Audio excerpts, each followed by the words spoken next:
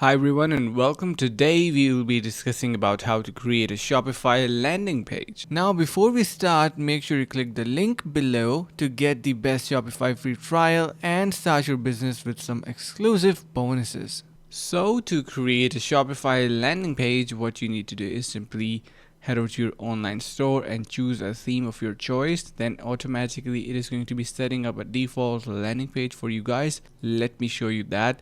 I have added a couple of customizations onto my landing page. So you can see we have various information in here. We have our products showing up. We can completely customize each and every element of this area. And we have our featured product. We have our footer.